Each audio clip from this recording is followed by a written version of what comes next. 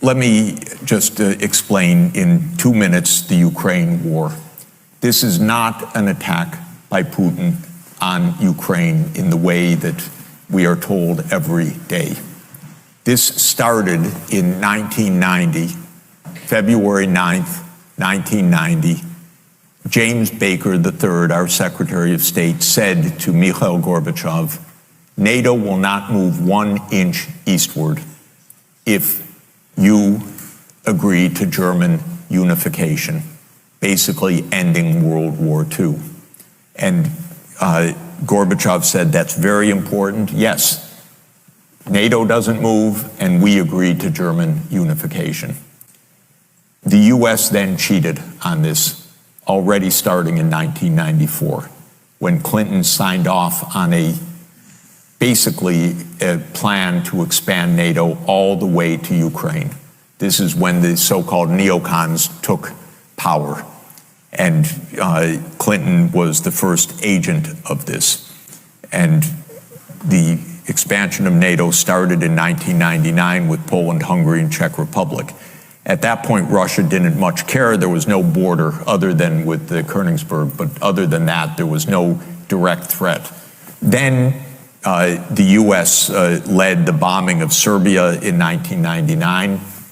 That was bad, by the way, because that was a use of NATO to bomb a European capital, Belgrade, 78 straight days to break the country apart. The Russians didn't like that very much.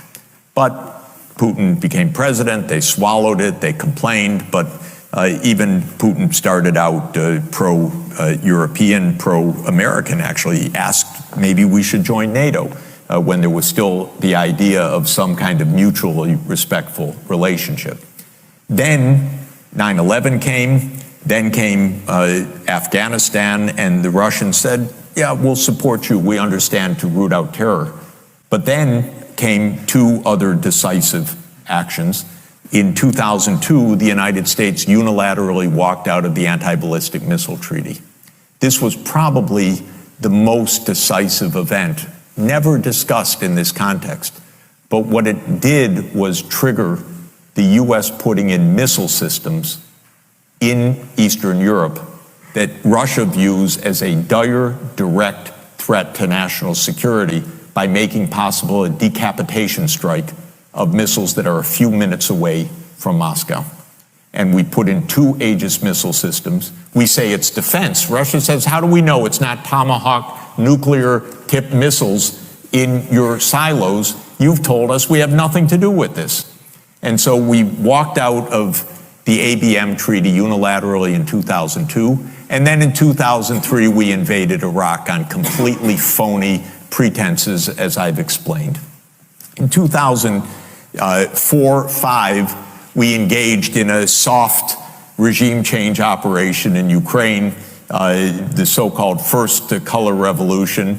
It put in office somebody that I knew and I was friends with, and am kind of distantly friends with President Yushchenko, because I was an advisor to the Ukrainian government in 1993, 94, 95. And then the US had its dirty hands in this. It should not meddle in other countries' elections. But in 2009, Yanukovych won the election and he became president, and in 2010 on the basis of neutrality for Ukraine. That calmed things down because the US was pushing NATO, but the people of Ukraine on the opinion polls didn't even want to be in NATO. They knew that the country is divided between ethnic Ukrainian, ethnic Russian. What do we want with this? We want to stay away from your problems. So in February 22nd, 2014, the United States participated actively in the overthrow of Yanukovych. A typical US regime change operation, have no doubt about it. And the Russians did us a favor. They intercepted a really ugly call between Victoria Nuland, my colleague at Columbia University now, and if you know her name and what she's done, have sympathy for me. Really. Between her and the US ambassador to Ukraine, Jeffrey Sachs, who's a senior State Department official till today. And they talked about regime change. They said, who's going to be the next government? Why don't we pick this one? No, Klitschko shouldn't go in. It should be Yatsenyuk. Yes, it was Yatsenyuk, and we'll get the big guy, Biden, to come in and do an attaboy, they say, pat him on the back. It's great. So they made the new government. And I happened to be invited to go there soon after that, not knowing any of the background. And then some of it was in a very ugly way explained to me after I arrived, how the U.S. had participated in this. All of this is to say, the U.S. then said, okay, now NATO's really going to enlarge. And Putin kept saying, stop. You promised no NATO enlargement. It's been, by the way, I forgot to mention, in 2004, Estonia, Latvia, Lithuania, Bulgaria, Romania, Slovakia, Slovenia, 7 more countries in the not 1 inch eastward. And then, okay, it's a long story, but the U.S. kept rejecting the basic idea, don't expand NATO to Russia's border in a context where we're putting in goddamn missile systems. After breaking a treaty, 2019, we walked out of the Intermediate Nuclear Force Treaty. In 2017, we walked out of the JCPOA, the treaty with Iran. This is the partner. This is the trust building. In other words, it's completely reckless U.S. foreign policy. On December 15th, 2021, Putin put on the table a draft Russia-U.S. security agreement. You can find it online. The basis of it is no NATO enlargement. I called the White House that next week after that, begging them, take the negotiations. Putin's offered something, avoid this war. Oh, Jeff, there's not going to be a war. Announce that NATO's not going to enlarge. Oh, don't worry, NATO's not going to enlarge. I said, oh, you're going to have a war over something that's not going to happen? Why don't you announce it? And he said, no, our policy is an open door. This is Jake Sullivan. Our policy is an open door policy.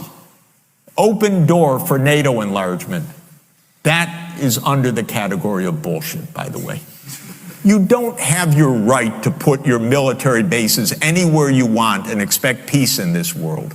You have to have some prudence. There's no such thing as an open door that we're going to be there and we're going to put our missile systems there and that's our right. There's no right to that. We declared in 1823, Europeans don't come to the Western Hemisphere. That's the Monroe Doctrine. The whole Western Hemisphere, after all. Okay, anyway, they turned down the negotiations. Then the special military operation started. And 5 days later, Zelensky says, okay, neutrality. And then the Turks said, we'll mediate this.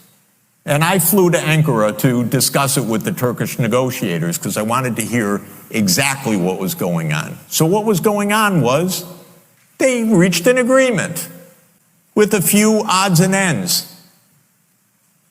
And then the United States and Britain said, no way. You guys fight on. We got your back. We don't have your front. You're all going to die. But we got your back as we kept pushing them into the front lines. That's 600,000 deaths now of Ukrainians since Boris Johnson flew to Kyiv to tell them to be brave. Absolutely ghastly.